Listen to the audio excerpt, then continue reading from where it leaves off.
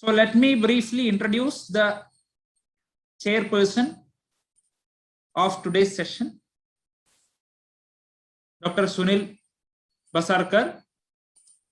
He is working as General Manager at Afcons Infrastructure Limited, Mumbai, and he heads Geotechnical Group supporting land, marine, and infrastructural EPC projects. He is a graduate in civil engineering from IIT Roorkee and postgraduate in geotechnical engineering from Pune University, and earned his PhD in pile foundations from IIT Bombay.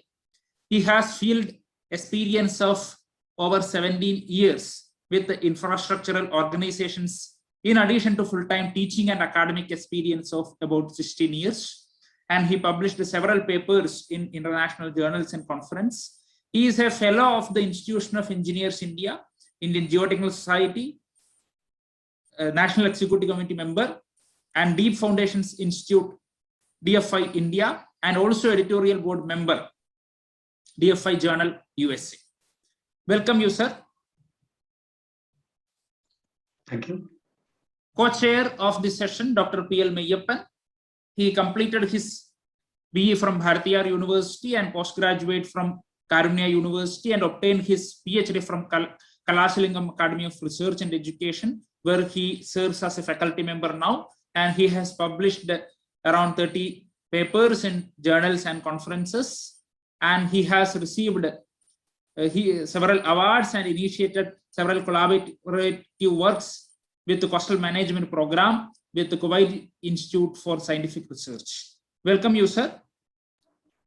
Now, good evening, sir. I will hand over the session to the chairperson and co-chair, please. Please take over. Thank you very much, Dr. Srival sir. And let me convey my appreciations, my pride, my privilege to be chairing this important session in the realms of the liquefaction, which is a very burning issue as far as the infrastructure projects are concerned. You can call me a half infrastructural man and half academician, spanning to the tune of about 32 years. So thank you very much to the organizers of this international conference for the opportunity to chair the session. It's my pride and privilege to introduce the keynote speaker for this session, Professor Ronald Andrus. Professor Ronald Andrus did his BS in Geology and Mathematics in year 1983 from Brigham Young University, did his MS in Civil Engineering during 1986 from the same university. He completed his PhD during 1994 from the University of Texas at Austin. He has expertise in geotechnical engineering, soil dynamics, soil characterization, non-destructive techniques, earthquake engineering, earthquake hazard mapping, and liquefaction. He is a professional engineer in South Carolina. He has a professional society membership of I.I.Sc, Geo Institute, International Society of Soil Mechanics and Geotechnical Engineering, Earthquake Engineering Research Institute, and American Standard Society of Engineering. So thank you very much, Professor Ronald Andrus, for gracing and for acceding to the request for being in fact, the keynote speaker for this session. Without wasting much of the time, I'll pass on this august platform to Professor Ronald Andrus. Good evening, good afternoon, good morning, wherever you're at in the world.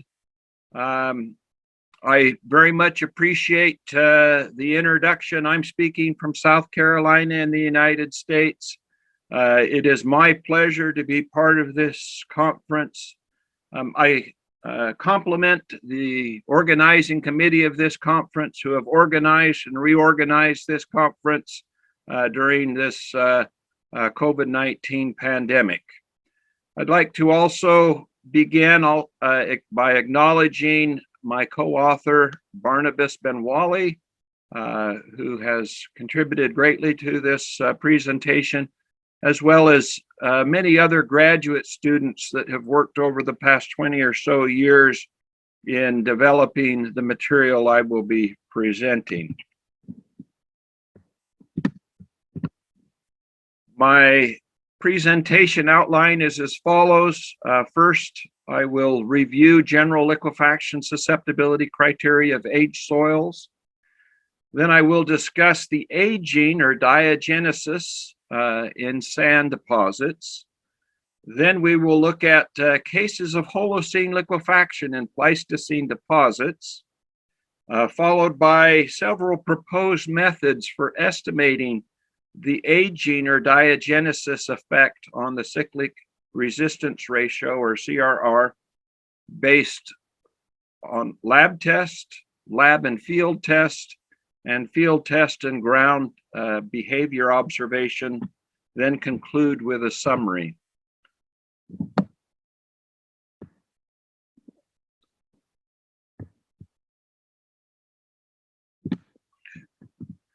So in 1978, Yount and Perkins published a paper on liquefaction susceptibility that has been used for developing susceptibility maps. In their publication, they talked about the susceptibility of soils based on age.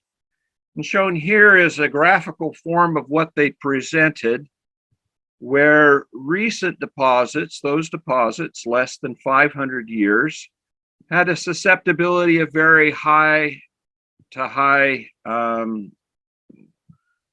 qualitative values. And then for Pleistocene and older, they had a susceptibility of low to very low. We would like to move beyond this qualitative description of soils and come up with quantitative methods for estimating the effect. But first, I'd like to talk about the aging or diagenesis of sands and just focus on the initial stage, because that is what we generally will encounter when we're talking about the liquefaction of Pleistocene or older deposits. The figure that I'm showing here, I've adapted from Borkum, who studied the diagenesis of a Cretaceous sandstone. And this is just the initial stage where we have our sedimentation, the deposit being formed, the grain-to-grain contacts are initiated. And then as we go in this initial stage, we are getting creep occurring at the point contacts of the grains.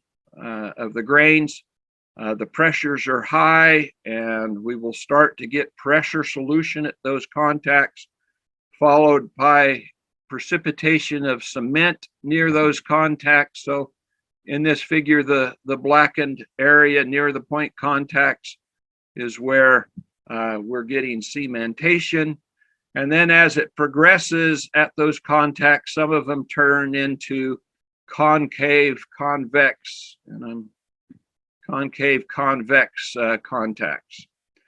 Factors that are influencing the initial rate or the rate of initial diagenesis include pressure, temperature, and mineral content.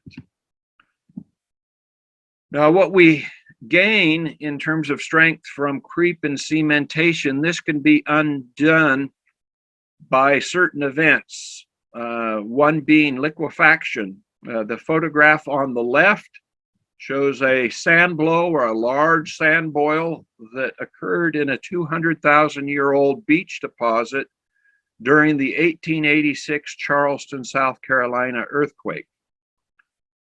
Other events that can undo creep and cementation are some construction activities. In the photograph on the right, it's illustrating the installation of a buried pipe that is greatly reworking the soils, and even below the excavated part, the vibrations are weakening the contacts. Much of our work has focused on the Charleston, South Carolina area, and we see in this slide a geologic map of the greater Charleston area, which shows beach ridges ranging in age from less than 10,000 years to when we go 40 kilometers inland, they're over 700,000 years old. Now, during the 1986 Charleston earthquake, there were large sand boils or craterlets or blows, whatever you want to call them, that occurred at many locations within the Pleistocene deposits. Also, what was mapped are areas where we had horizontal ground displacement. The trace here is the trace of the surface rupture of the fault, and it's actually mostly inferred because it's not well defined. The sediments here in Charleston are 800 meters thick before you get to the basement rock. And so by the time it gets to the surface, it's not that well defined. But you can see that most of the, and I'm looking for that cursor again. Yeah, most of the ground failures are occurring near the fault. In the next slide, it's going to present a histogram of the number of ground failures in each of the geologic units. This histogram was created by Tihara Hildari, a graduate student here as part of her dissertation, created this. We see that the largest number of cases are occurring in the 200,000-year-old QTS deposit.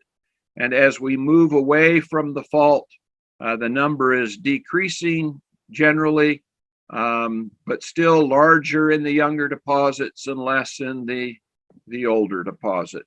So definitely proximity to the source zone is a factor in liquefying these older deposits. South Carolina is not the only place where we have Holocene liquefaction and Pleistocene deposits. We have, so here on the map, we're in South Carolina, but in Arkansas, Tennessee, Idaho, there have been cases of Holocene liquefaction in Pleistocene deposits down in South America and over up in Europe, the Middle East, and in China. All have reported cases of Holocene liquefaction and Pleistocene deposits. When we plot the frequency of those cases, we get more in the younger Pleistocene deposits and less in the older, supporting the conclusions of Youde and Perkins. And then when we divide it into deposit type, alluvial, fluvial, beach, and lacustrine, also agreeing with what Youde and Perkins published in 1978. In terms of quantifying the effects of diagenesis, what we're talking about, what we're talking about is we have the CRR from the commonly used charts that have been proposed and are used in practice. But these charts are based on young soil deposits. And so in order to apply them to older soil deposits and to get a correct prediction, we need to add or apply a diagenesis correction factor. And we have denoted it, it's denoted in this presentation as KDR. There are a number of ways that we can come up with this diagenesis correction. One way is to base it solely on lab test, where we define KDR as the CRR of the intact specimen, the undisturbed specimen, divided by the CRR determined from laboratory testing on freshly reconstituted material from the intact. And shown in the figure here are three relationships based on lab test. The earliest being from Seed, 1979, who studied 4 or 5 different sands and came up with the relationship shown in blue. Arango, Lewis, and Kramer extended what Seed did by looking at two older deposits, and their relationship is shown there in green. And then Hossein Hayati, as part of his dissertation work, compiled the data that are shown in red circles and created the regression line in red. Later, Barnabas Benwally, as part of his dissertation, added a couple data points from Christchurch. And you see that they're all agreeing, in fact, within the scatter of the data. An important note is the value of time when KDR is 1, when we have essentially no aging or Diagenesis effect. And in this case here, it occurs about 2 days, which is very reasonable given that reconstituted specimens tested in the laboratory are usually just 1 to a few days old. Unfortunately, those relationships do not work for all soils. Troncoso reported results of tests on mines tailings, and those results, which were plotted here in brown, indicate a faster rate of strength gain than that of predominantly quartz sands. Another category of diagenesis correction factors are those derived from lab and field tests.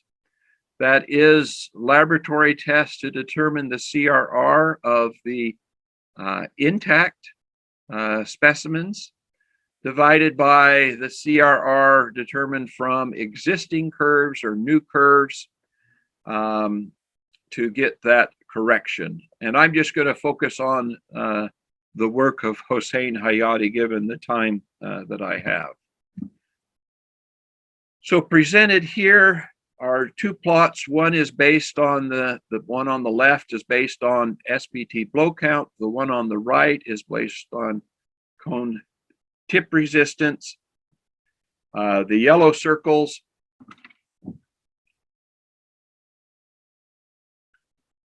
are laboratory determined CRR values that are plotted versus the corresponding field SPT blow count. The curves that are shown are 50% probability curves that were derived by from various researchers. You can see that there are scatter in the prediction of the 50% probability curve, and we are using the middle range of that, the red curve, as the reference CRR. We're using 50% probability curves because experimental data is scattered about a mean. And so we want to try to approximate the mean as best we can. In the next slide, what it will be shown are the values of CRR of the yellow dots divided by the values of CRR of the red curves, plotted versus time. And this is a plot that was created by Hossein Hayati. The red points are the points that you saw in the previous slide. And we have the regression line shown. There are some extra points that were added by Barnabas Benwally, which agrees very well with the points compiled by Hossein Hayati. An important thing to note is the slope of this line, 0.13, is very similar to the slope of the line based solely on lab tests, that being 0.12. Another important point of this slide is the value of time when KDR is 1, and the value of that and the time that corresponds to KDR of 1 is 23 years, which represents our calibration of age for commonly used CRR curves. And that makes much sense because those CRR curves are biased to young deposits and measurements made 1 to 30 or more years after the earthquake. So coming up with an average age of 23 years for those curves is very reasonable. The third category of diagenesis correction factors are based on field test and ground behavior observation. There are various approaches within this category. One is to use the liquefaction potential index, another minimum and maximum factor of safety, and a third is to develop new CRR curves. I'm going to highlight each of those three approaches in the following slides. So this slide highlights the derivation of a Diagenesis correction factor using the liquefaction potential index applied to CPT results from the Charleston Peninsula. And when we talk about the liquefaction potential index, this was a parameter that was proposed by I.I.Sc and others that is defined as an integral of 0 to 20 meters on a function that relates to the factor of safety of each of the layers in the top 20 meters. And it only considers those layers that have factor of safety less than 1. And in this example, I'm looking for my cursor again. The open red square would be the prediction for the 100,000-year-old Wando Formation. We would have a LPI of 17 if we applied no correction, and the prediction would be severe liquefaction. However, little to no liquefaction occurred in the Wando Formation on the Charleston Peninsula during the 1886 Charleston earthquake. In order for it to agree with field behavior, we need to apply a deposit correction factor of 1.8 to pull it down to 5, which would be the threshold of getting of predicted ground failures. So we need to apply a correction or we incorrectly predict behavior. Here's another example of applying the liquefaction potential index. This example was done by Barnabas Benwally, and it's looking at the less colluvium deposits at the base of the Port Hills. And I'm just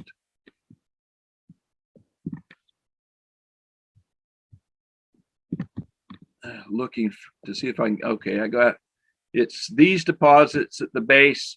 No sand boils, silt boils were identified in those deposits, indicating that liquefaction was not a factor in their behavior. And without a correction, a diagenesis correction, severe surface manifestations of liquefaction are predicted. And this would be for the February 2011 earthquake.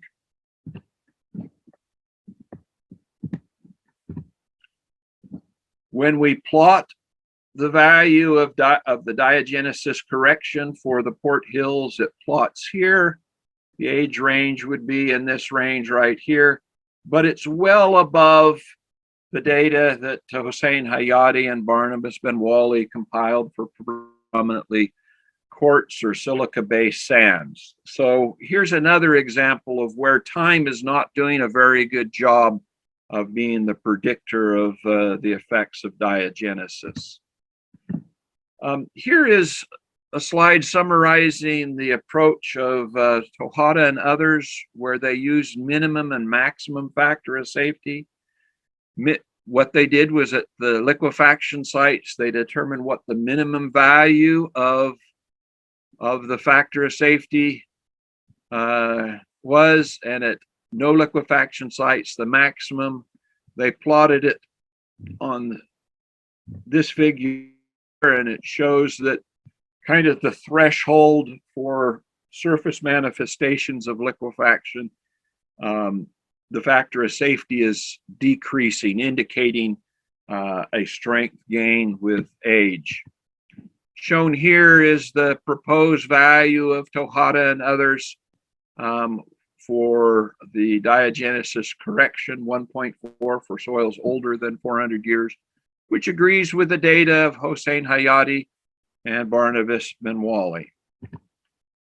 Shown here is a new CRR curve that was proposed by Dobry and others, where they looked at data from the Imperial Valley, California, and they noted that the line separating cases of liquefaction and no liquefaction in the natural sand deposits plotted significantly above the line for uncompacted fills. As we have noted before, time is not necessarily always the best predictor of the effects of diagenesis. A promising alternative, more robust parameter is the measured to estimated shear wave velocity ratio. And this is a very simple concept. We're going to take the measured shear wave velocity, adjust it for overburden effects to a reference overburden pressure, and then we're going to divide it by an estimated shear wave velocity. Here are the estimated equations that we have been using right here. This is corrected cone tip resistance, corrected SPT blow count. And these equations are being derived from data obtained in the younger Holocene sand deposits that are plotting. The purple curve here is the plot of the first relationship based on cone tip resistance. The data around it is the data that the regression is being based on. Many of these young soil deposits liquefied in previous earthquakes, but that's our reference there. And now we've come to other sites and found that in older sites that haven't liquefied, we get much higher values. And so what we're going to do in the next slide, we're going to show this same data, but we're going to take the shear wave velocity and the measured values and divide them by our reference curve here to come up with a plot of MEVR, measured to estimated velocity ratio, versus time. And we have time here. We've been very careful on how we've defined time. It's time since initial deposition or critical disturbance, that is liquefaction, and our measured to estimated velocity ratio here.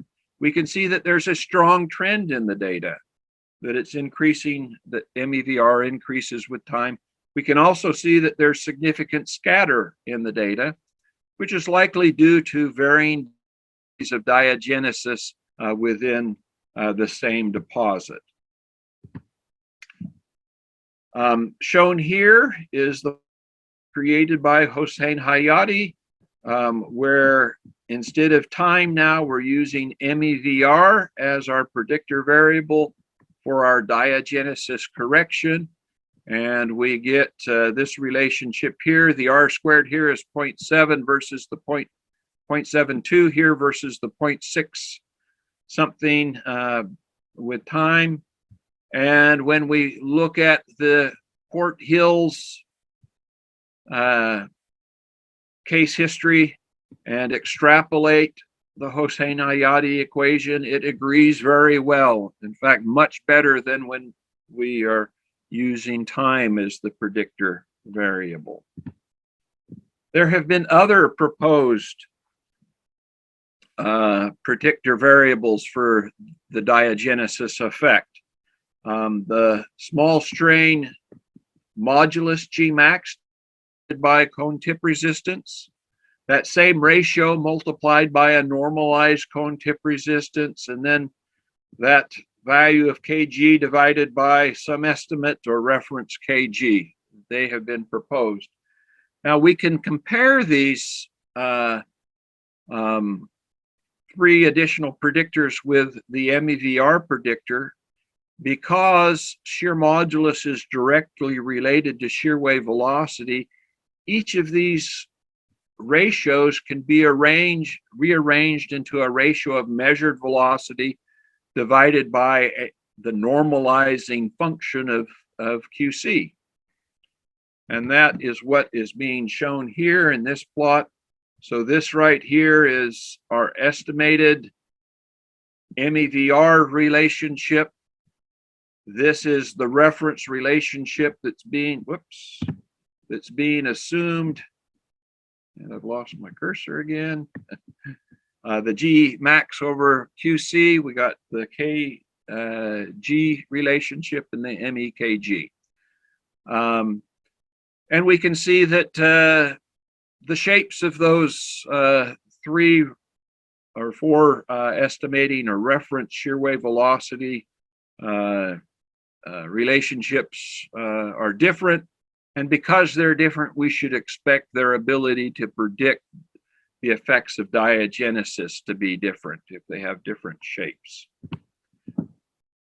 Shown here is a comparison of the 4 predictor variables, how they're predicting the Diagenesis correction factor.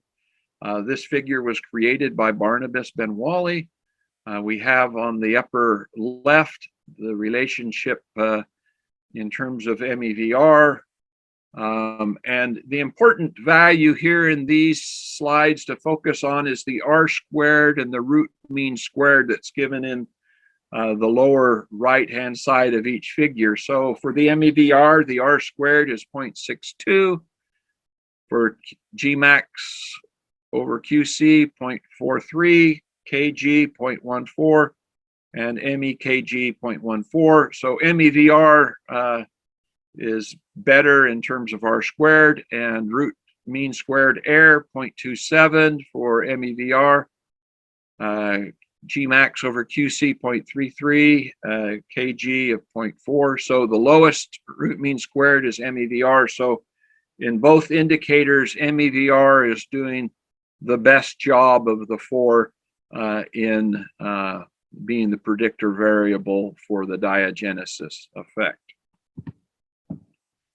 Plotted here are 2 relationships between MEVR and the diagenesis correction factor. And this is being based on field tests. So we have the relationship shown in red by Hossein Hayati. And then Barnabas Benwally, he reviewed the data compiled by Hossein Hayati. And if the data didn't contain a certain set of information, he omitted those data, but he added new data. But in that process of interchanging data, the regression did not change much. And his regression line is shown there in purple. Pretty much the bottom line is that the diagenesis correction factor is approximately equal to the MEVR. So when we're calculating MEVR, we're actually approximating that correction factor. In summary, initial aging or diagenesis includes creep, pressure solution, and precipitation of cement. Liquefaction and some construction activities can erase the strength gain from creep and cementation. Sites of Holocene liquefaction and Pleistocene deposits support the need for assessment in older deposits. 7 proposed relationships exhibit similar rates of strength gain per log cycle of time for silica-based sands. However, tailings and lush colluvium deposits can exhibit significantly greater rates of strength increase.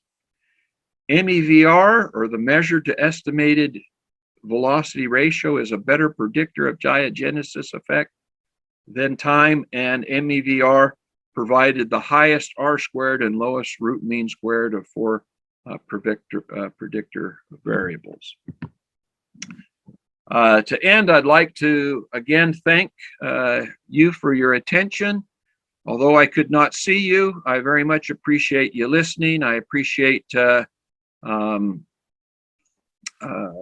the funding that I have received over the years and the many graduate students and others that have provided support that have made this presentation possible. Thank you. Thank you very much.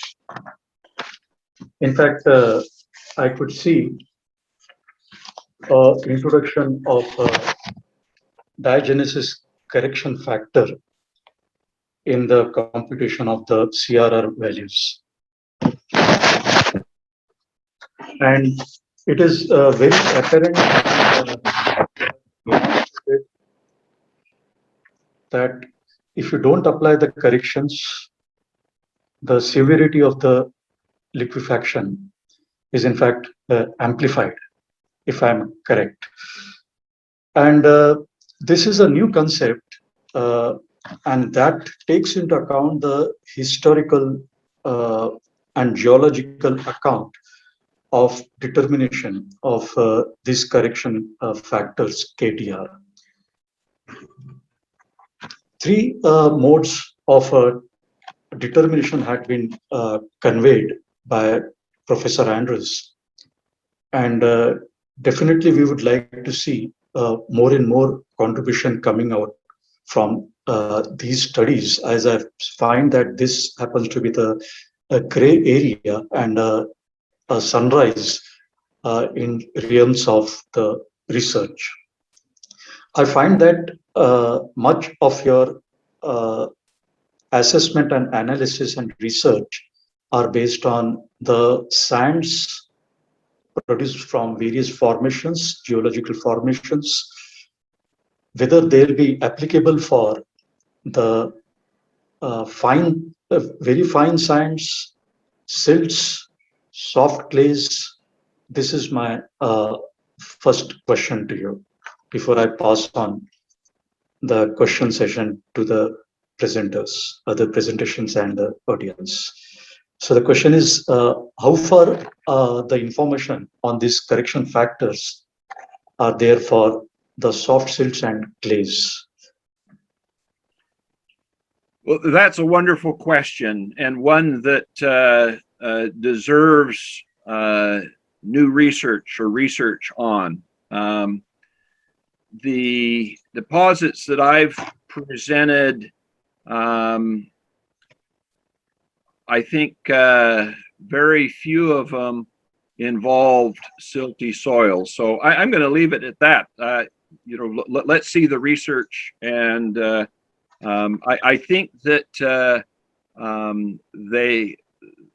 the application will work, but there may need to be some refining of our ability to predict silty soils based with both with the CPT as well as with other measurements. So yeah, we'll just have to see. I'm not going to say that predict that it's going to be perfect, but it's certainly an exciting question to pursue. Would you be in position to present a chart, easy chart? A normal trend in the practice is to go in for a spreadsheet, which normally uses the Idris method, the original method of computing the liquefaction potential, that is CRR by CSR. So in your contribution, you have introduced this correction factor. So that means the sheet can be extended with this factor, the KDR factor, and there will be a realistic determination of the liquefaction potential. So that will be the great, it is already, we can see the contributions are there, but it definitely adds to the accuracy of the prediction of the liquefaction. Our infrastructural industry, they have extended the potential effect on the fine sands, fine silts, and the soft clays also. And belonging to the Mumbai region and the coastal areas, marine clays, had been playing a dominant role, and we are plenty often asked to assess the liquefaction potential of the soft soil. So this is from my side. I can see one question in a question answer box. The question is, can we apply the IDRIS chart and CSR/CRR approach to evaluate the liquefaction potential for all types of soil, irrespective of geological deposits at different times? So what the data are showing that I presented today is that the charts that are commonly used, such as the Idriss-Boulanger charts, they are based on young soil deposits and measurements that are made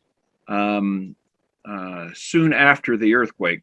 Just, sometimes they get to the site in less than a year.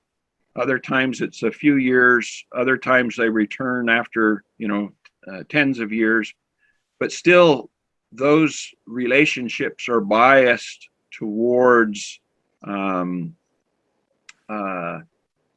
these young deposits. Yes, there's differences, differences between the CRR curves, but the general corrections that we presented, they may not be, perfect for all, but they're there in the ballpark. of what needs to be done in order to correct the CRR. When I didn't mention this during my presentation, but I had a student named Danny Ballin, who was one of the first to apply the LPI procedure to the Charleston area. And when he did it, he predicted that 98% of the area should have experienced severe liquefaction. And I go, well, let's look at the observed cases, and 98% of the area did not experience severe liquefaction. In fact, there were some areas where there was not, and we were predicting severe liquefaction. And so if you do not pay attention to the effects of diagenesis, you're going to over-predict or under-predict their strength and get predictions that do not agree with field behavior. So we need to be paying attention to this effect in order to better refine our predictive equations, as well as to help us better understand how we proceed with our engineering designs. Thank you very much, Professor. In fact, India has seen the earthquakes, and the geological information is definitely indicative of the high likelihood of the earthquake. We have, as you're aware, several zones of seismicity within India. One on the western side, we had observed what we call as a Bhuj earthquake, and that has defined the whole seismicity map of India. Now, a very recent earthquake we have seen in the month of April this year, although being of a low Richter scale of just 6, the liquefaction was very, very evident, and it was even captured by the local villagers and people. So very common in the maps of India. I thank you very much. Any queries? Last query from our panelist? Yeah. I will pass it on. Yes, Professor Pathasar. Yeah, thank you. Thank you, Mr. Chairman. Thank you, Professor Andres, for a very nice presentation. So I have just a couple of questions. What is the simplest way of finding the age of a soil? First one. And second question is, see, when those older soils are disturbed during the construction activities, so what's the minimum timeline to realize the effect of aging, perhaps maybe for the gain in strength? For example, the pile installation in those soils, after a certain period of time, the effect of aging would also increase the capacity of the piles. So what would be the minimum timeline? And last question, maybe you can address that, is the carbonate content. Now, whatever the results we saw is on the siliceous quartz. So what will be the effect of aging on the carbonate soils? Thank you, Professor. So you've asked some very important questions. In terms of determining age of the deposit, that can be a very difficult thing, particularly if you're in an area that's new to you. And that is one reason why we went to the measured to estimated shear wave velocity. So we are not trying to estimate the age and where liquefaction occurred in the past and where it differed. We're basing the measured to estimated shear wave velocity ratio is a parameter that we don't have to go through that process of trying to decide age.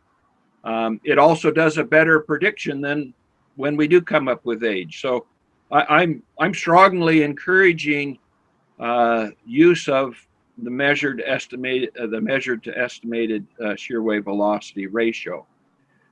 In terms of kind of the minimum time period, there's an interesting study that was recently published by Professor Woods out of the University of Arkansas that was published in the Journal of Geotechnical and Geoenvironmental Engineering recently, where they went back and looked at to try to see the aging effects at sites in Christchurch, New Zealand, and between earthquakes. So we're talking about, less than a year to a few years.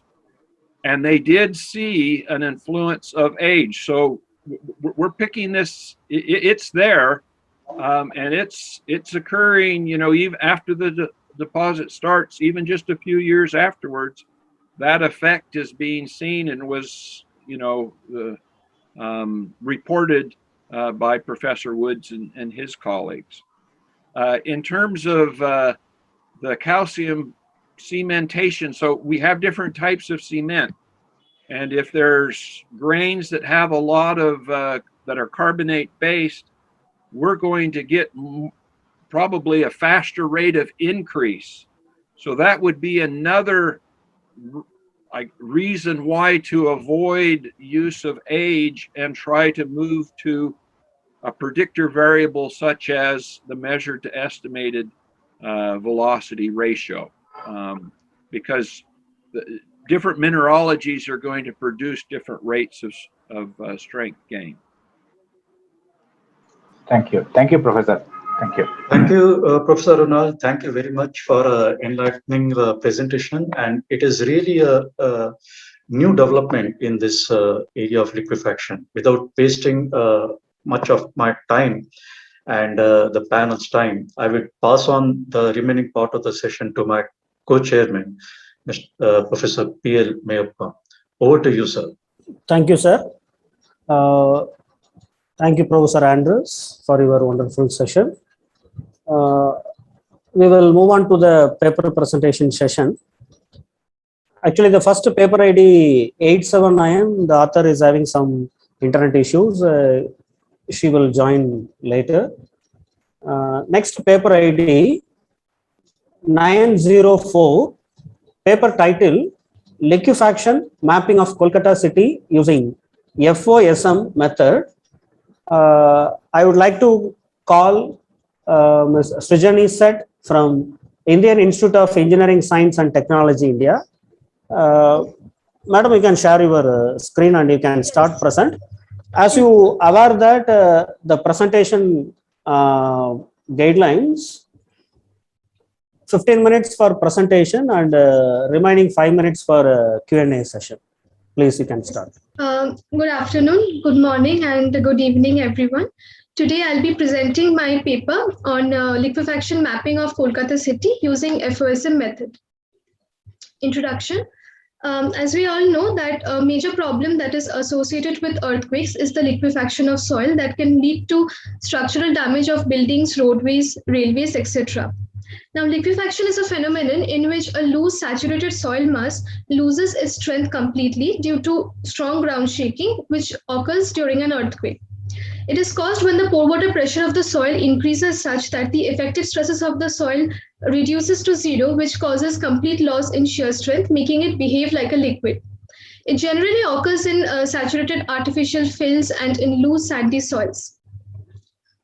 So an effective way to mitigate liquefaction is to determine the liquefaction potential of soil, and one of the ways to do it is by deterministic approaches. Deterministic approach relies on previous field case histories, which is used to formulate a limit state. This limit state differentiates the liquefied soil from the non-liquefied ones, but also the limit state is highly dependable upon the engineering judgment, and it can cause to induce certain uncertainties in this method. So what are uncertainties? In geotechnical engineering, uncertainties are those which are mostly unknown or are difficult to measure. They can be broadly classified as aleatory type and as epistemic type. Aleatory type uncertainties are those which arise from randomness of nature, and epistemic type of uncertainties are which can be controlled by calculation or which can be contained by calculations. So statistical model and parameter uncertainties fall under the category of epistemic type of uncertainty. Reliability analysis, the various uncertainties that we discussed before can be incorporated to obtain a probability of failure due to liquefaction. This is very important and useful in projects as it gives the engineer a freedom to choose the amount and the type of mitigation measure that he can take. So reliability analysis can be used to estimate reliability of a new structure, to estimate the reliability of an existing structure that is subjected to new loading conditions, and to estimate the probability of survival of a system for a given time period. So the objectives of my study are to conduct a comparative study of factor of safety in Kolkata city by two deterministic approaches of Youth et al. 2001 and Bullinger and Idris 2014, to evaluate the reliability index by first order second moment method, which is conducted on the deterministic approach by Bullinger and Idris 2014, to construct reliability index and factor of safety contour maps, and from them we have to identify the depth and the regions which are most susceptible to liquefaction in our study area. So area of study, as we can see from our seismic map, that West Bengal falls under three seismic zones, seismic zone of 2, 3 and 4. Devastating earthquakes like the Shillong earthquake in 1857, the Assam earthquake in 1950, and more recently the Sikkim earthquake in 2011 have made the region very hazardous in nature. Therefore, we have chosen Kolkata city as our study area. Here we can see the fault map of eastern India and its surrounding countries, and we can see here that Kolkata lies directly above the Eocene hinge zone and is surrounded by major faults like Pingla fault, Devagram Bogra fault, Rajmahal fault and Dubri fault. Also, we know that Kolkata city falls in both the seismic zones of 3 and 4 with an expected earthquake magnitude of 6 to 6.5. The nearest source of earthquake in 1964 and the farthest one in 1934 have put the maximum intensity in Kolkata city in the order of 7 modified Mercalli. Therefore, we have chosen an earthquake magnitude of 7 to study the liquefaction effects. So this is the study area. We have chosen 26 sites containing a total of 121 boreholes, and to understand the study area better, we have divided the entire area into 6 smaller regions which are marked as Alipur, Kalighat, Moidan, Tangra, Santoshpur and Toliganj. Liquefaction potential evaluation. The parameters that I have used, firstly the soil parameters that I have used in this study are bulk density of soil, fines content, the depth of groundwater table and SPT N value. And the earthquake parameters that I have used are earthquake magnitude of intensity 7, maximum horizontal acceleration of 0.17 G. So to determine factor of safety, first factor of safety is a ratio of cyclic resistance ratio to cyclic stress ratio.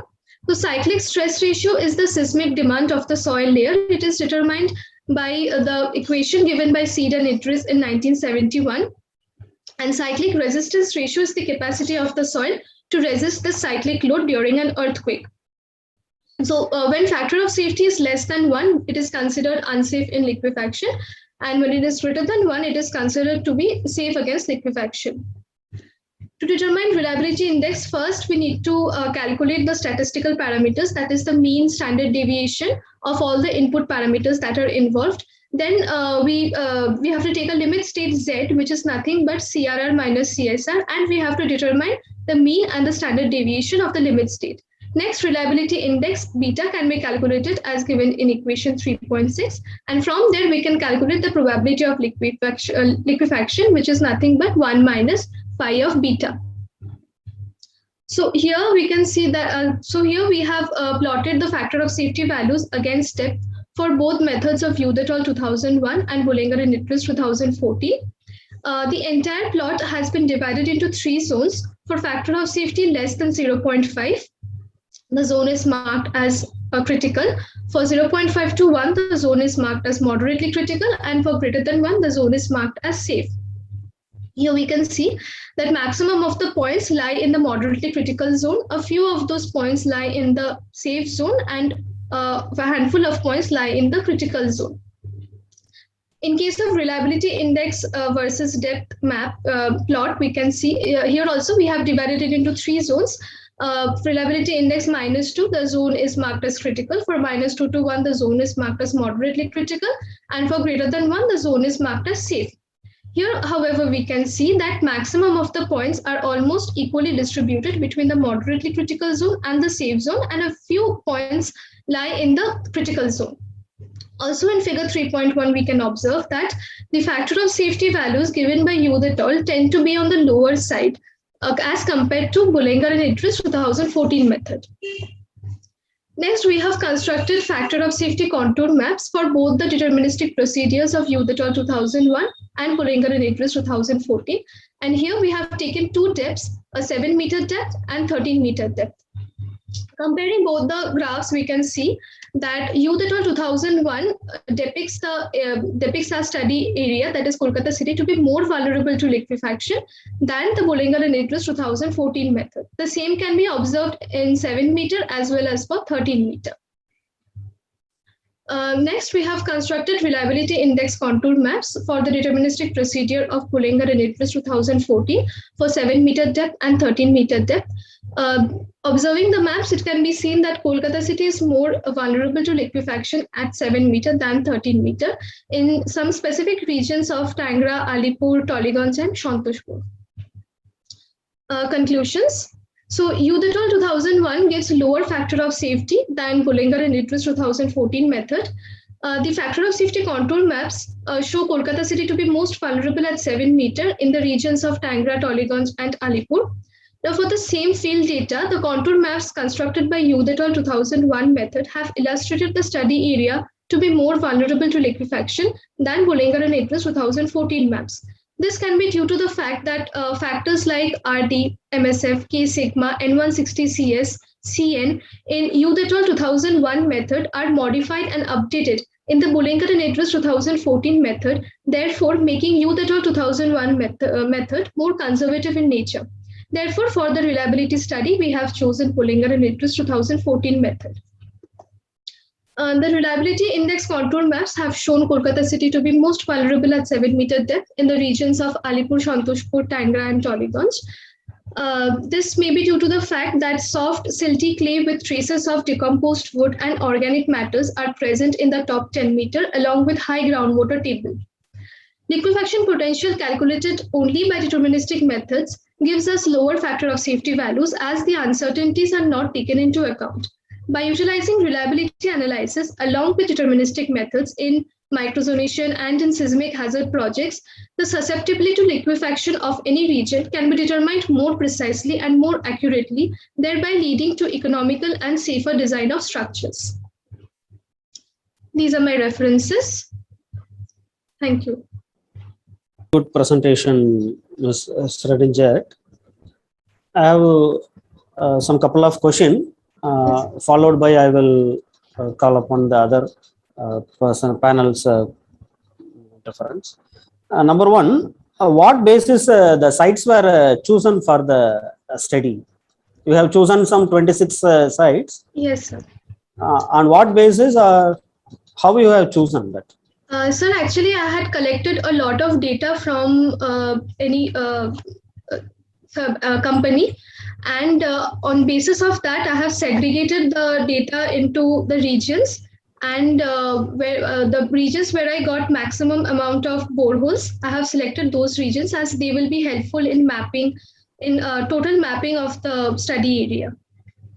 Whether this will contain only the analytical data about some of the parameters. So can you just repeat that? Have you chosen the values? Yes. It is only based on the analytical data of someone else? Yes, sir. Yes, sir. Okay.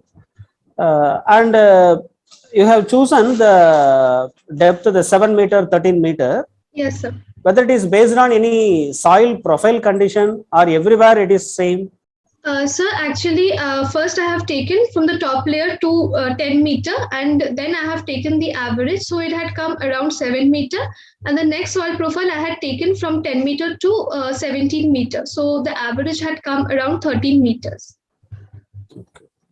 What are the codal and guidelines we have followed for this analytical study? Sir, the codal I have used only IS 1893. Sorry, 1893. Yes, for the SPT corrections. Other than that, as there were no experimental study involved, there were no IS code. I did not use any IS codes other than IS 1893. Okay. Okay. I request the other members to throw some questions on this presentation.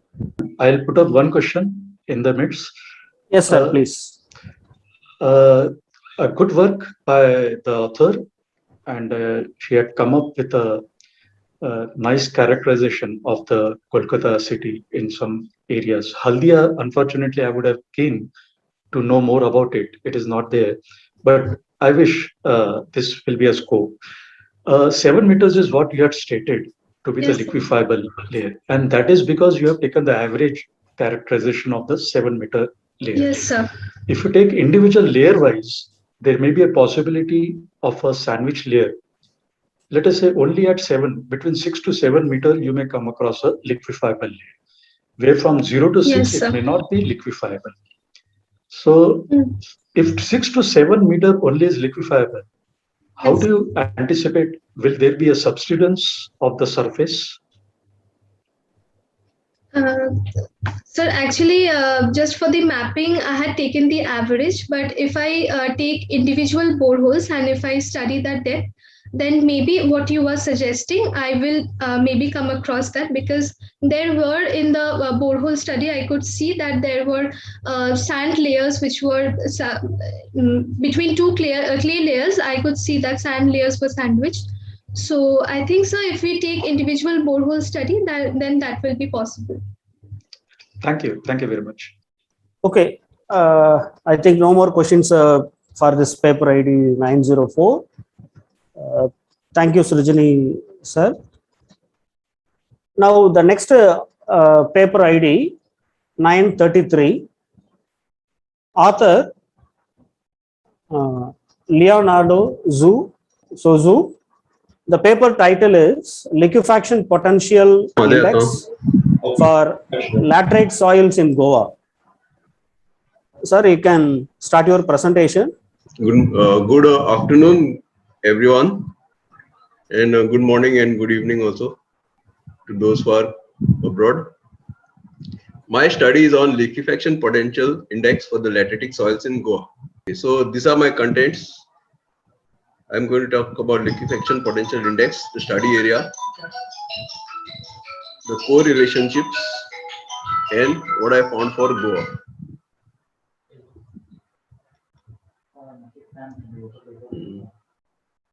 Okay, so liquefaction is loss of strength of soil and the soil starts flowing like liquid. This happens for two types of cases. One, the pore pressure, it becomes equal to the ratio of overburden pressure divided by confining stress, or when the effective stress in the soil becomes zero. It manifests in various ways.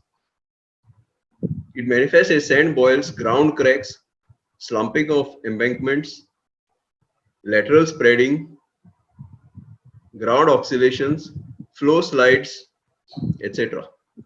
So there are basically two types of liquefaction. One is cyclic liquefaction, that is due to earthquakes, and one is flow liquefaction, that is because of strange softening. This usually happens when the water table rises and the soil pore pressure increases. So now liquefaction has already been standardized to a large extent, so the formulas remain the same as has been shown by the previous speakers.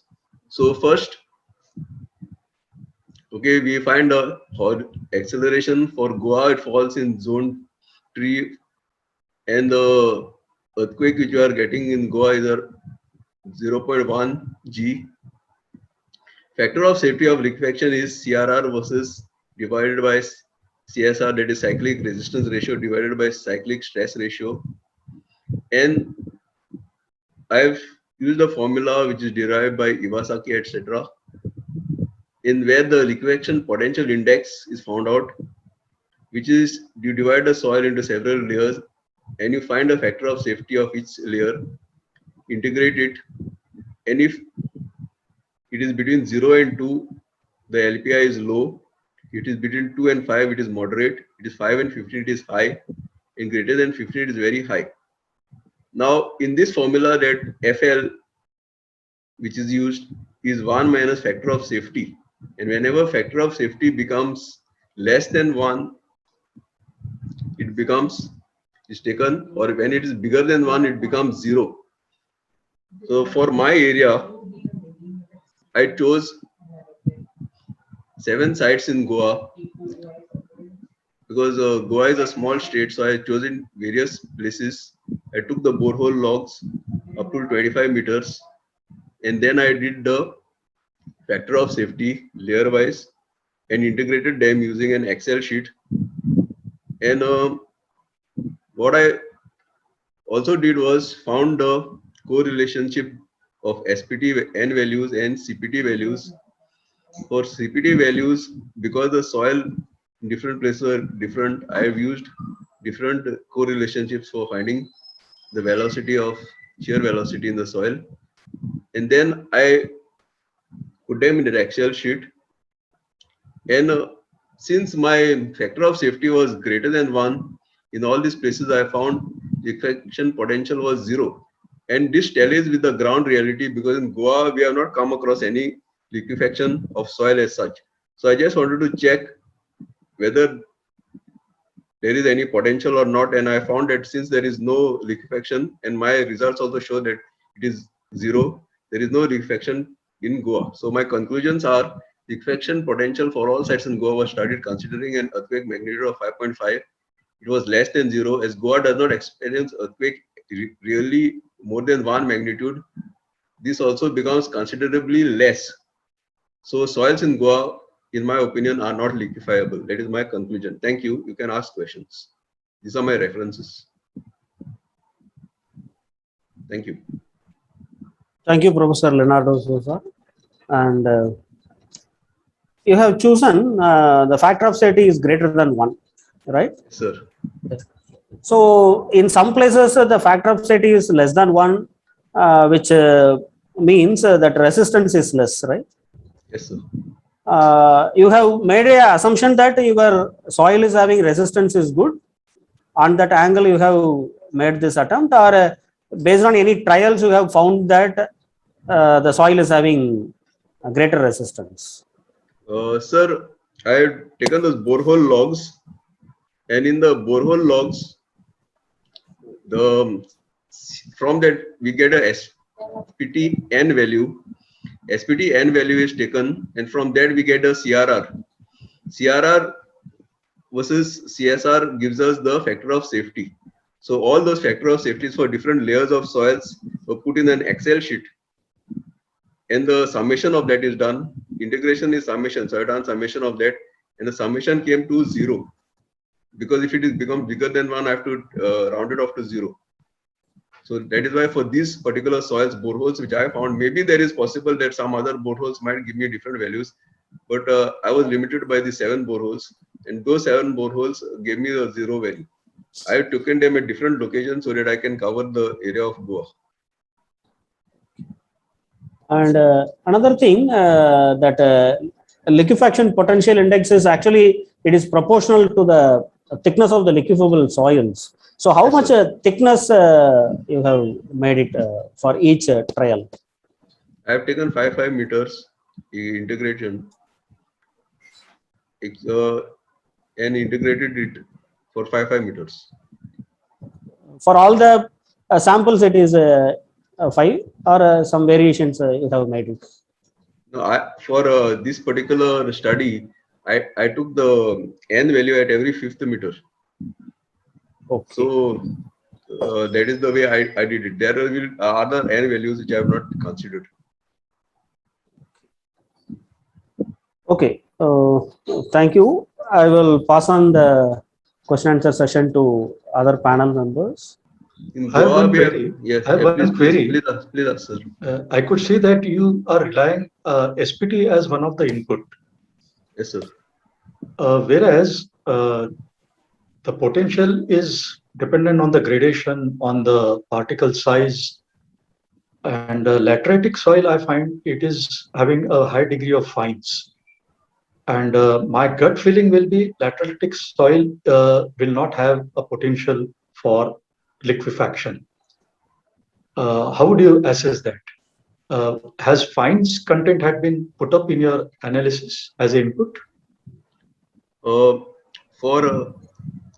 finding CRR, we have these charts which are based on SPT values, CPT values. So that is why I used SPT values. But as you say, sir, very correctly, lateritic soils has got a content of fines, but it has also quite a high content of sandy and gravelly nature.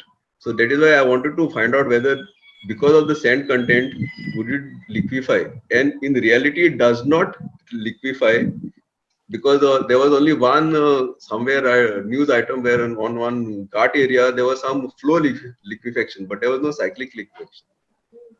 It would be of interest for the geotechnical fraternity if you share the characterization of those areas which had been taken in your model.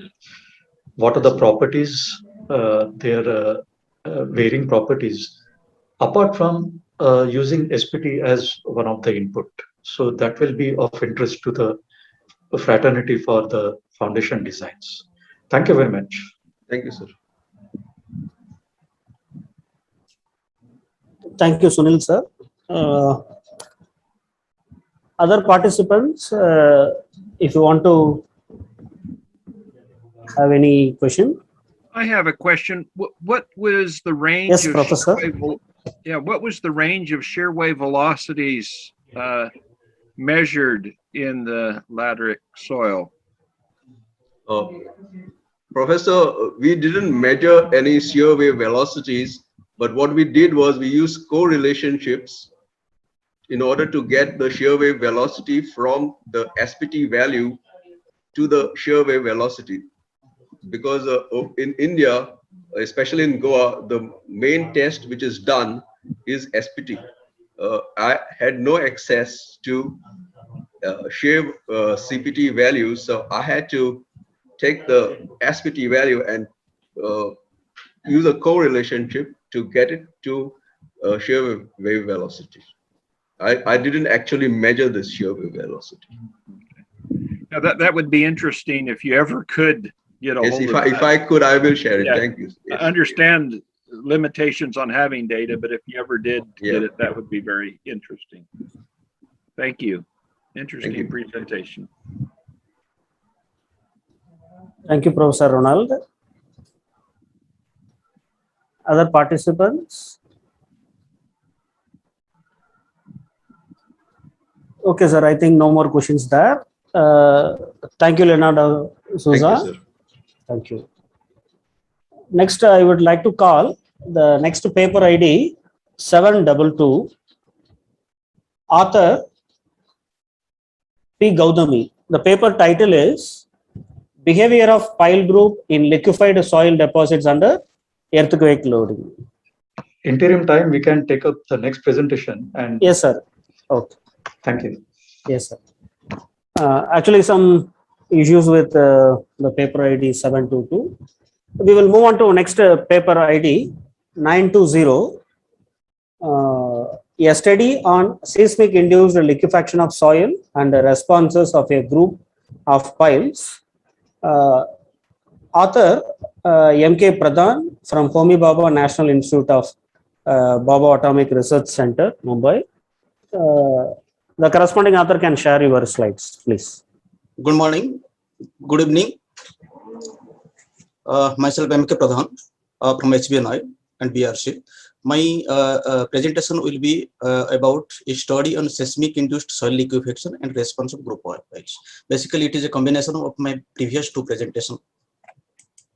My presentation outline will be introductions, and after that, there will be the objective and methodology, result and discussions, then conclusion and some of my reference, what I have taken during my study. In the introduction part, I can say that because it is related to liquefaction as well as the pile foundation, I would first of all, I would like to brief about what is pile foundation and pile foundations.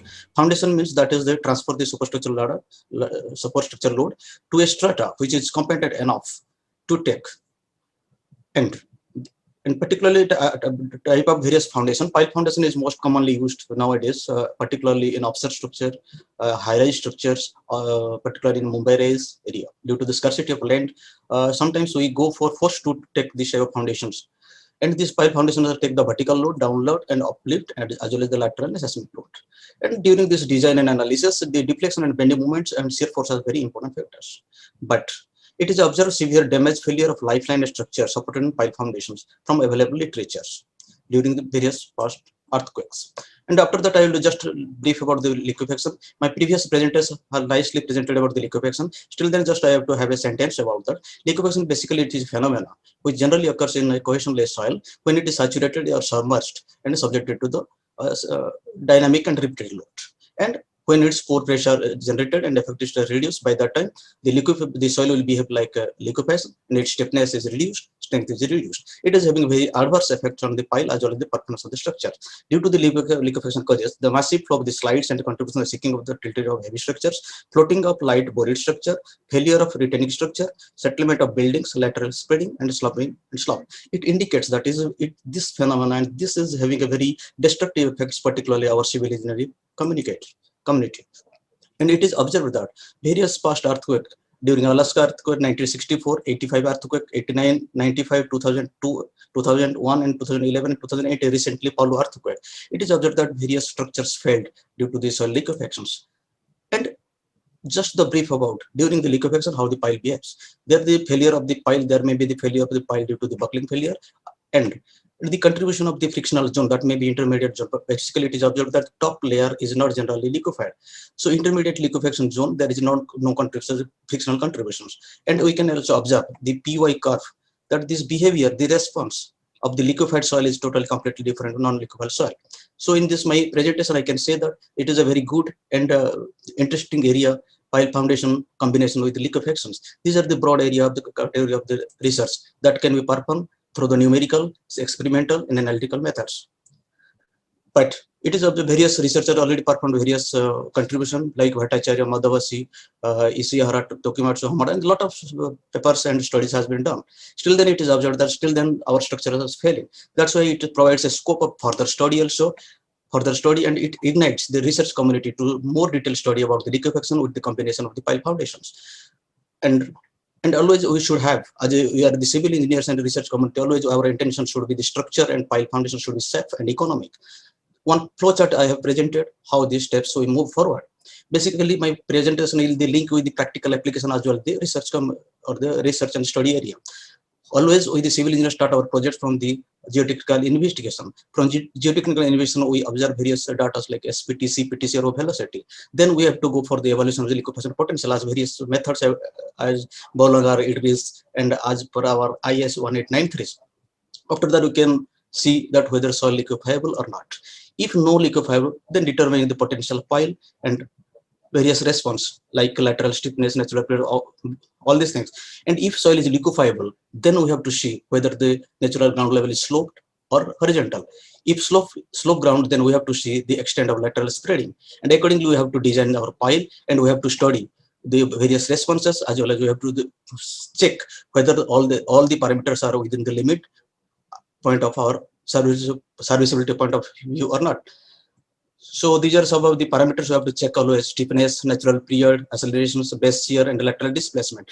All these things we have to, during our design, we have to ensure that the pile foundations are safe with the proposed section, material, geometry, and configurations. In my present study, keeping all this in my mind, keeping all this in our mind, and based on the various failures and detrimental effects, we have tried to generate one code. Basically, that is the combination of the liquefaction potential evaluations as well as how it is behaving in the group of piles.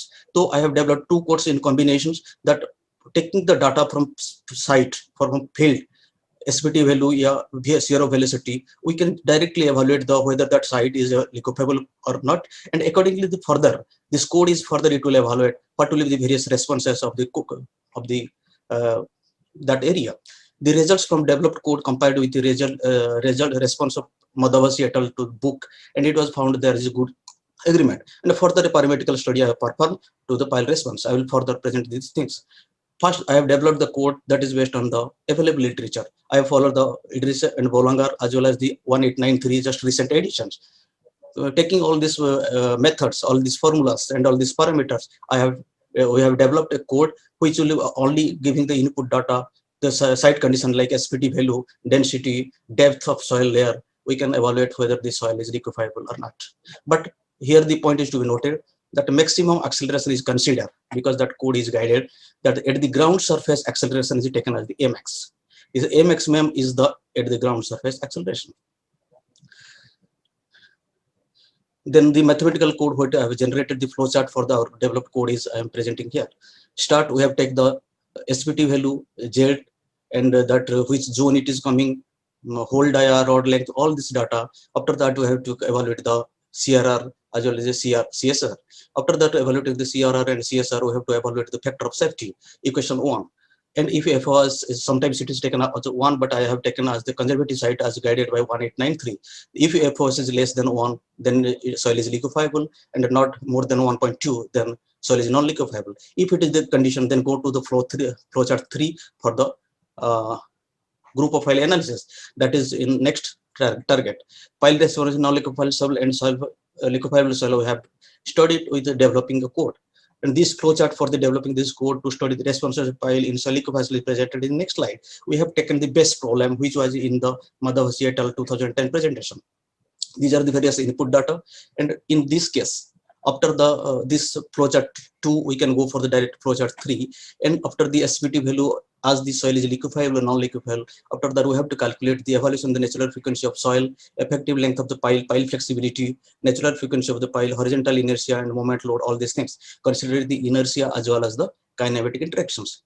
And after that we can go for the after evaluating all these things, we can refer to figure 1, which is previously this. We can go for the pile section design and whether we have to check whether this is safe or not. These are the codes we have developed.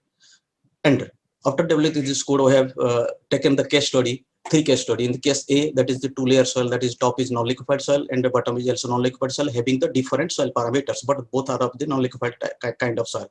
In the second case, we have taken 2-layer soil, but top is liquefied soil and bottom is non-liquefied soil. It is also practical, and it is also basically non-practical problem, because in general, top layer is never is liquefiable soil, because that pore pressure is already dissipated to the surface. But however, for the parameter study, we have initiated with the second stage like this: top is liquefied soil and then the bottom is non-liquefied. Further, we have developed it is the 3-layer system, that is top is liquefied, in between non-liquefied, top is non-liquefied, in between liquefied, and bottom is liquefied soil. And further, we have the studies. Further, we have studied considering the slope soil, that is 3 degree. 3 degree, that is nominal. So we have assessed our code how it is performing. And in the first case, response of non-liquefied soil, that is top layer NL1 is 80 meter, bottom layer is 22 meter, and A maximum 0.2 G. With applying this criteria, we vary the pile diameter. The pile diameter is 0.5 meter, 0.75 meter, 1.5 meter, and pile length was also vary 20 meter and 15 meter. From this, we observed how the stiffness of the group of piles, how the natural frequency, natural period, and acceleration, and peak horizontal displacement of pile group is varying. It is very interesting to see that as the change of the pile diameter is changing, the peak horizontal displacement as well the natural frequency of the pile is changing. And further, we had gone for the 3-layer system. In this case, two-layer system, but top is liquefied and bottom is non-liquefied soil.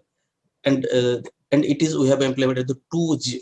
First case we have applied the 0.2G, and the second case in this liquefied soil, but we have applied the 0.3G. In this case also we have observed the stiffness, natural frequency, natural fluid acceleration, and peak horizontal displacement of the pile group. Also we have observed very interesting results from this. And further we have seen that we have compared all these things for the pile in liquefied, non-liquefied condition as well as the liquefied condition. We have observed that at the liquefied depth of the 12 meter, the variation of stiffness foundation is non-liquefied soil is changing 93% for 12 meter, 8 meter, 93%, 5 meter, 85 meter. And variation in the natural fluid as well as the displacement also changing. Variation of the acceleration of the foundation, non-liquefied and liquefied soil also changing. Liquefied and non-liquefied soil, it is observed that in 10 meter, 12 meter lake, there is an approximate reduction in the stiffness. There is approximate reduction in stiffness, particularly as there is the approximate reduction in stiffness that is 97.39%. And increase in natural fluid, that is 300%. It is very interesting. Increase in natural fluid, that is 300%. Increase in the lateral displacement, also 579%. Reduction in acceleration of the pile cap is 57%. It is a comparison between non-liquefied soil as well as the liquefied soil. That means it indicates that in case of the liquefied soil, there is very, very detrimental effects. Similarly, for 3 meter top layer liquefied soil, there is an approximate reduction in stiffness of 67% approximate, and increase in natural fluid is 76%. And the lateral displacement is 32%. If we will compare then 8 meter top liquefied layer and 3 meter top liquefied, we can say that when there is the top liquefied layer is 7 meter, there is more detrimental effect.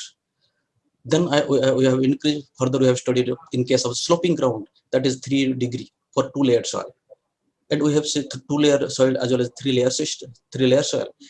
As we have changed the layer, 2 layer and 3 layer, we can observe that the horizontal displacement and lateral spreading in the both the cases is varying. And when the soil layer of 3 layer system, there is horizontal displacement increasing as well. The horizontal displacement due to lateral spreading as well the inertia. In this case, we have studied in the both the cases, lateral spreading alone as well the lateral spreading and inertia effect. We can say that lateral spreading and inertia effect always it is a more detrimental effect we are considering.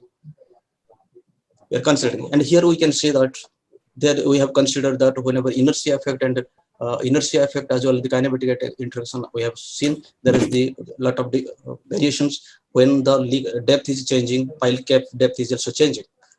And further, it is as initially already I have told, when we are evaluating the liquefaction potential of soil, we are calculating we are always taking the A maximum.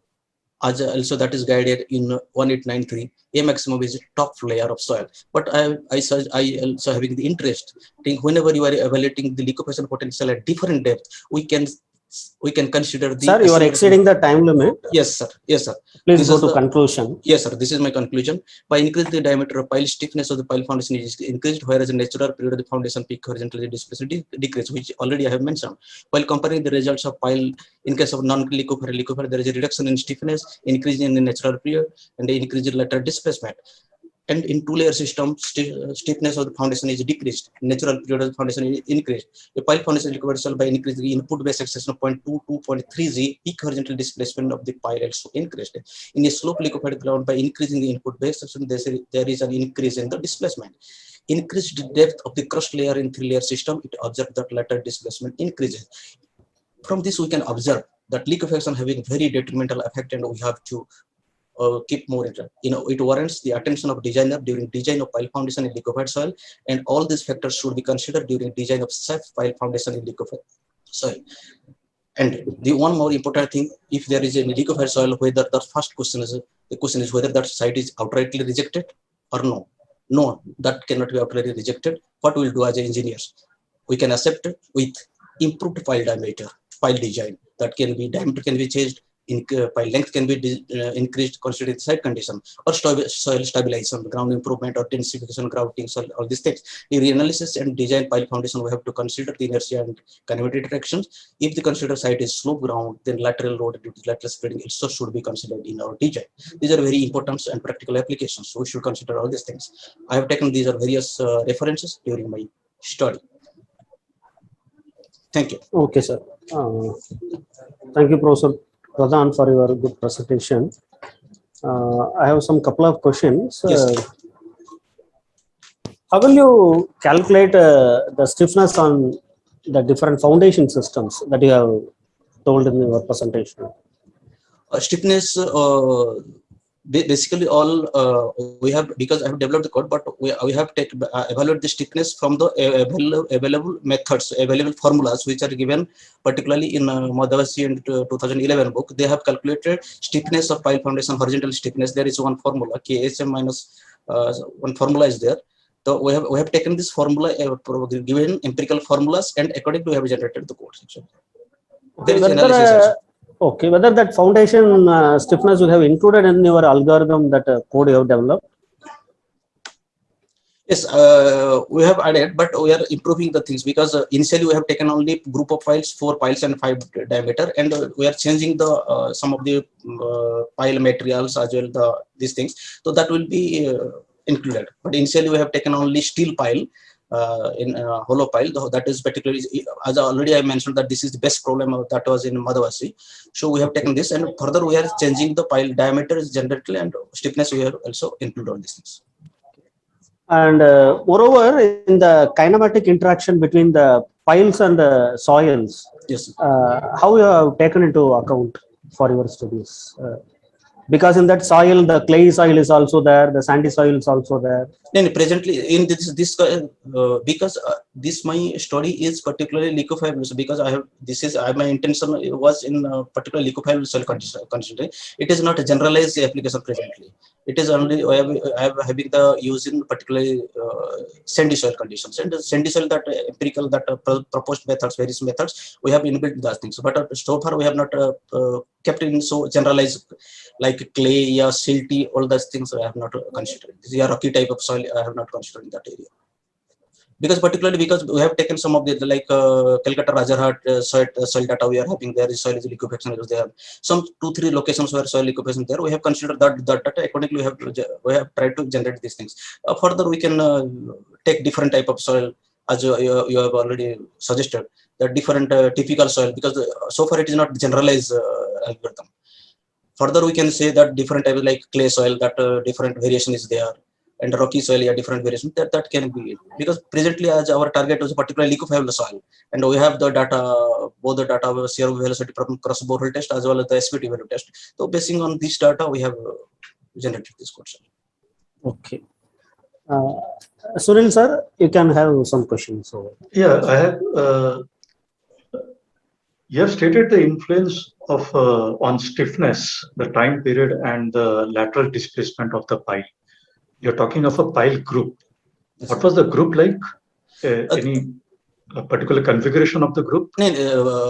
This case already we have taken one group so far, not generalized different variation groups configuration. That particular different group configuration we have not, because in this code we have not, we are developing this code. The different combination we have not so far generated. We have taken only a group of pile, 4 piles. That is.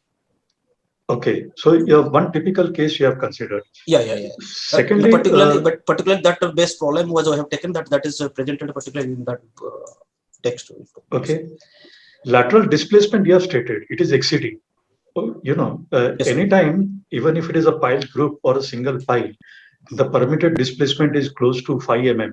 Yes, sir. And, that is as per 291 part 4. It is also given that that should not be more than 5. If it is exceeding, let us say 10 mm, 12 mm. Yeah.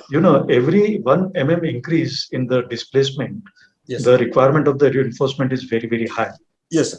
It increases exponentially, you can say, with every 1 mm increase in the lateral displacement. Yes, sir. Fixity length,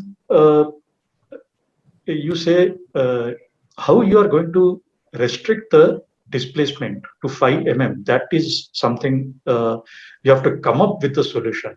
I will say that this is incomplete research. I will appreciate if you put up a scope and think of mitigating measures. Yes, sir. That was yes, sir.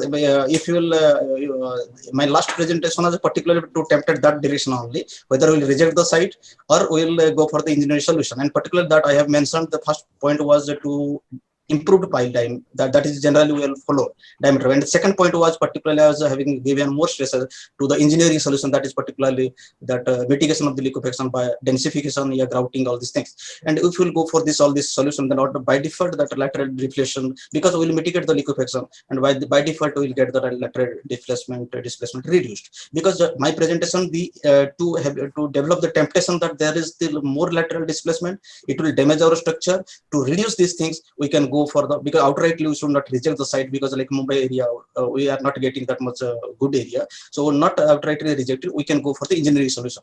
So that was I have tried to present in my last presentation, sir. Sir, thank you for your presentation. Thank you, sir. Thank you very much. Thank you. Thank you, sir. Is the paper ID 879920?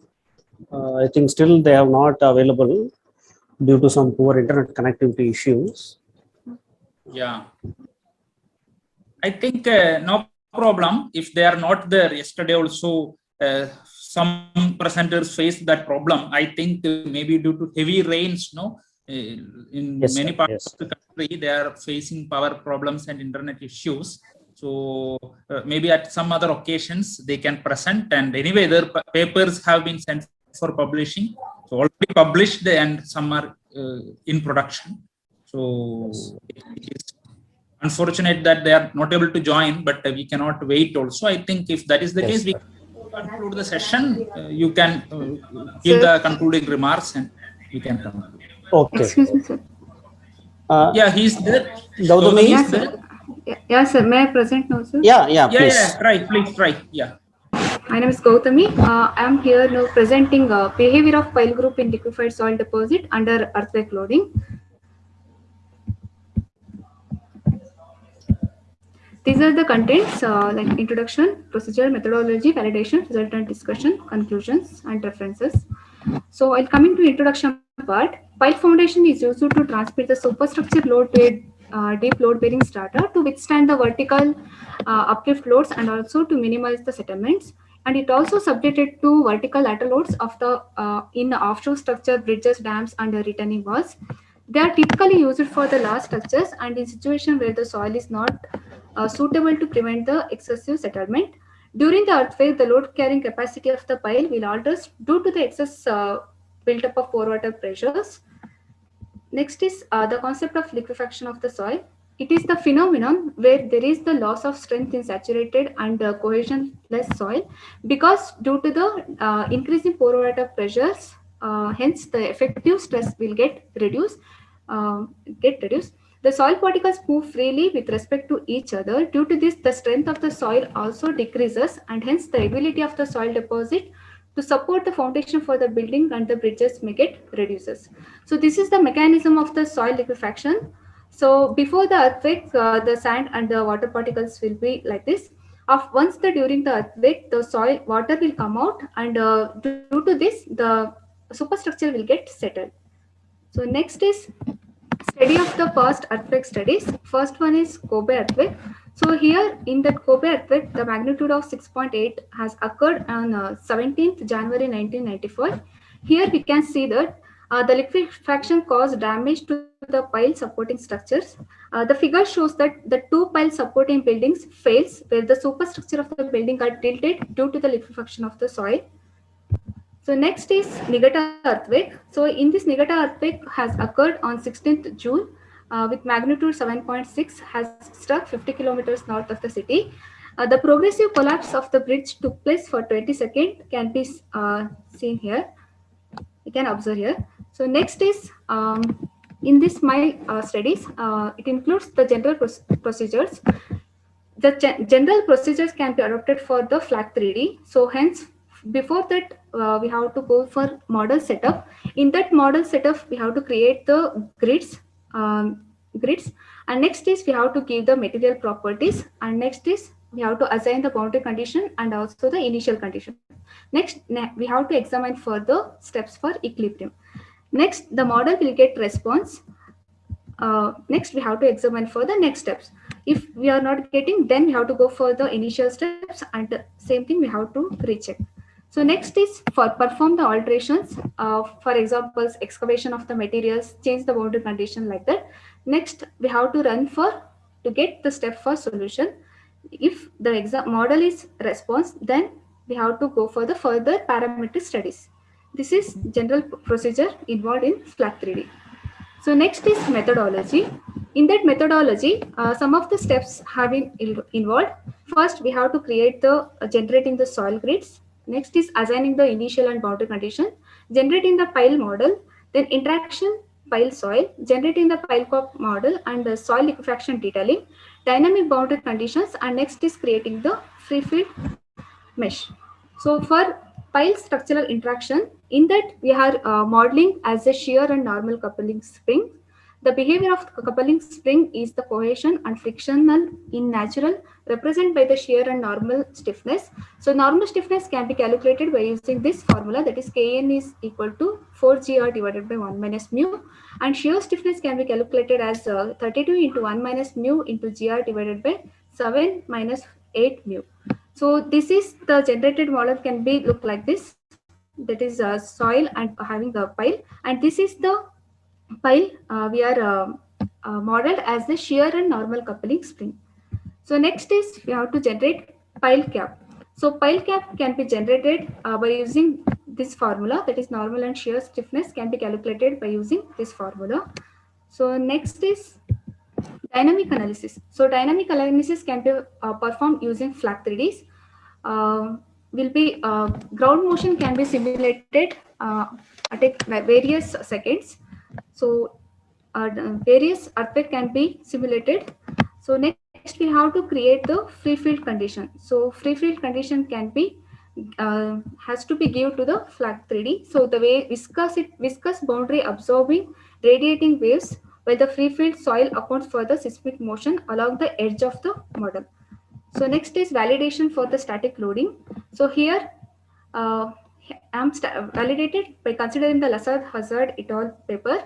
The entire soil block consists of single layer of the sandy layer.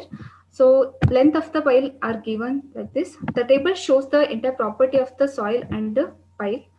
So the results I compared with literature, hence the results get validated. So similar trend can get. So next is validate by considering the centrifuge modeling paper. So for centrifuge modeling, Abdomenon et al. Was considered. Here provided slope of 2 degrees. The entire soil block is consists of 3 layers, that is liquefied layer and also the non-liquefied layer. Here the parameter considered for the pile length is 10 meter and dia of the pile is 0.6 meter. Here for this study, we are used pile material as polyerythromide rod, and the parameters are considered. The pile cap dimension is 2.5 meter into 2.5 meter with its thickness of 0.5 meter are considered. And the properties of the soil, pile and pile caps are here we are using as shown in this table. So next is compare the result with for the validation. Here the simulation for concrete pile polyerythromide. These results will compare with abdominal papers. Hence the displacement versus depth can be calculated and the results are getting similar. Hence consider for the further studies. So second, this one shows the bending moment and also the along the depth of the pile. Third graph shows the shear force along the depth of the pile, and the fourth graph shows the pore pressure ratio along the depth of the pile. So these results are validated. So next for analysis I consider pile group analysis has to be considered for group of piles. Here I am considering 2 cross into 2 cross pile subjected to the numerical analysis by considering finite difference that's FLAG 3D. Here I consider 3 layers of soil. The top one is slightly cemented sand, second slightly cemented sand, second one is Nevada sand, and third layer consists of same thing, slightly cemented sand. So here 2 cross into 2 piles are inserted with a 0.6 diameter and having the length of 10 meter, and pile cap is created at the top of the soil layer. So this is the initial steps I have considered for the further results. So next for pile response analysis, the input ground motions are considered. I have consider the parameters for 3 earthquake studies. So first one is I have inputted the acceleration time history for cyclic loading, and next studies have further considered for Bhuj earthquake and also the El Centro earthquake. These 3 earthquakes are inserted to the flag 3D, and the results can be observed. Gautami, I think you have crossed 8 minutes time. Please move on to one minute. conclusion. Okay. So results are discussed here. So this is displacement versus depth graph. So the top, the displacement will be more at the top, and next one is this is bending moment graph. The maximum bending moment can be observed at the interface. This is front pile, and this one is the rear pile. Next one is shear force. Shear force can be observed at for the front pile. At the top of the displacement will get maximum, and for the rear pile at the interface we are getting maximum shear force. So while coming to conclusion, the results are bending moment and displacement are good agreement with present study and previous numerical investigation. The largest value of the bending moment at any time during buckling have been observed at the interface between liquefied and non-liquefied layer. The largest bending moment have occurred at some point during shaking depending upon the intensity of PGA, and also occurred successive amplitude and then decrease with increasing duration at the bottom interface, may lead to localized failure. The pile deflection is maximum at the top and gradually decrease towards the bottom and tends zero in the bottom non-liquefied layer. That's it, sir. Thank you, sir. Okay, Gautami, Yes, sir. we have did some volume of work. Good. We have used a flat 3D software, right? Yes, sir. Yes, sir. Yes. Okay. So while doing pile group response analysis, what is the mesh size and shape you have adapted? You have not given any sort of information about this mesh shape and size, right? Yes, here not 0.5 interval, sir. 0.5 meter, 0.5 meter. Mesh. It's two meshing is created. Don't know the exact value, sir. Okay. What type of soil you have undergone for your study? Whether it is a large strain induced soil or a small strain induced soil? Consider only slightly cemented sand and liquefied. That is Nevada sand, sir. Those two soils are considered for the study. Okay, you have stated that there is a good correlation between the past studies and that. How much variations you are having? Because their assumptions, their scope entirely it was different from their study to your study. How you are validating that thing? Okay, similar parameters are considered, and I compared in flat 3D, sir. That's why I related. Okay, that's all from my side. Sunil sir, you can please. Inputs you have considered from the past literatures, particularly properties of Nevada sand parameters you have considered from a certain paper. Yes, sir. What is the reference of that paper? Abdominal, sir. And is it a part of your research work currently? No, sir. No, sir. I'm my MTech thesis. Okay, it is a part of your dissertation, right? Yes, sir. You have shown that deflection is high at the top. It means this pile is a cantilever. There's no fixity coming from the pile cap at the top.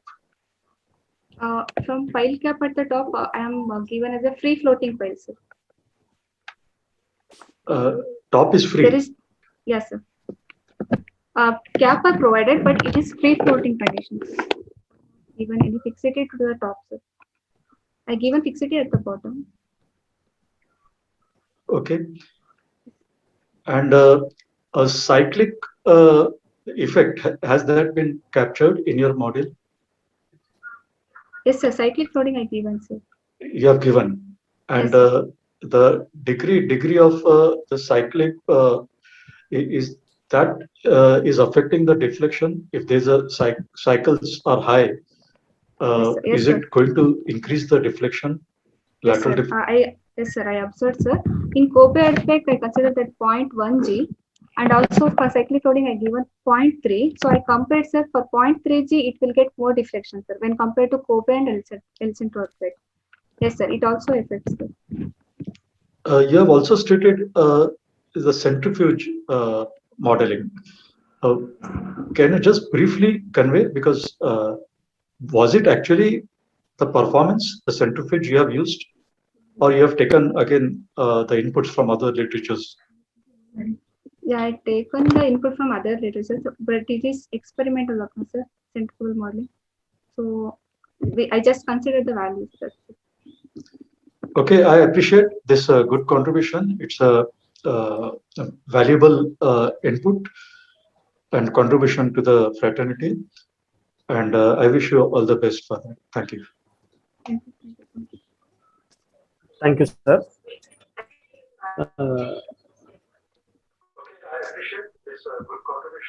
Sir, I think the paper ID 879 still she's having some internet issues. Yeah, she mentioned that yes, sir. she is unable to join, so we can wind up the session. Yeah. Okay, sir. Just I will brief about the summary of the following presentations. Yeah, very briefly, because as we exceed our time, very briefly, please. Yes, sir. So first paper ID 909 presented by Diagenesis has mentioned about the liquefaction mapping of Calcutta city using FISM method on that depth 7 meter and 13 meter based on the soil profile layer, followed by the paper ID 933 presented by Leonardo Zuzza. He has taken the factor of safety limit as greater than 1 for calculating the liquefaction potential index for the laterite soil, especially in the state of Goa. Next, followed by the paper ID 920 by MK Pradhan on a seismic induced liquefaction of soil and responses on a group. They have calculated some parameters like base shear, stiffness, all these things, and they have also made an account on the kinematic interaction between the piles and the sandy soils.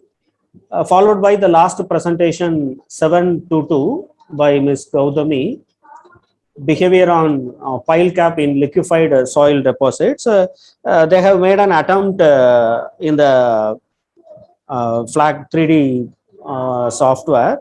So they have considered the pile group response analysis calculations. So these are the summaries for this session 21.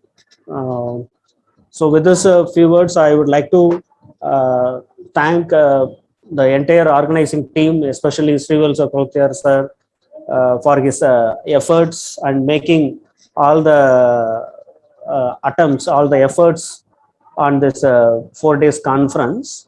It is a nice platform to discuss sharing their research views.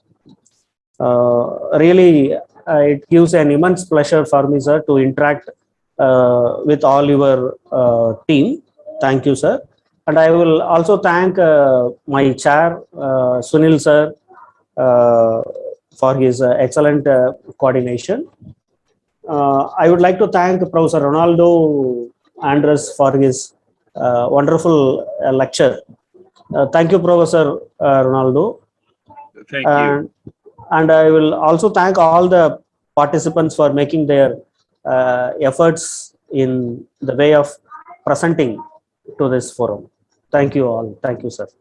Sir, your mic is...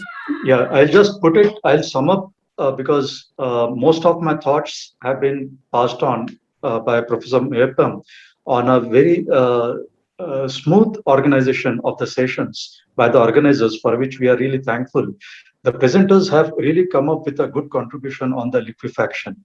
What I found was wanting is some remediation of the liquefaction, but I definitely hope that it will be extended scope of their dissertation.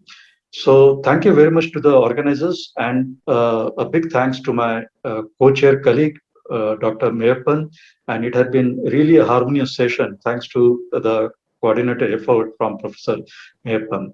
So thanks a lot in particular to Professor Sivalsa and Dr. Parthasarthi for the kind of honor they have presented to us in chairing and co-chairing the session. A big thanks to the presenters, and thanks to the SOP lecture, a very scholarly lecture by Professor Ronald Andrus. With that, I close with a word of big thanks to the organizers. Thanks a lot. Thank you, sir. Thank you very much. So special thanks Dr. Sunil Basarkar and co-chair Dr. Mayappan for very efficiently conducting this session. So your technical inputs and the discussions actually made this session very interesting. So you were very taking interest on each and every presentation. So we sincerely appreciate that. So we thank you for your contribution and for your passion and interest in this session.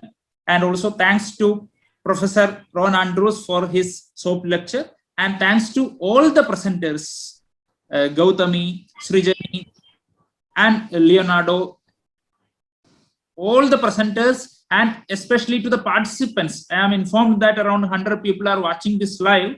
So special thanks to all the listeners who have been listening to the technical presentations. So thank you. Once again, special thanks to Professor Mayappan and Dr. Sunil Basarkar for your kind gesture. Thank you. Thank you, one and all. So we formally Thank you, sir. Thank you. Thank you very much. Thank you. Thank you.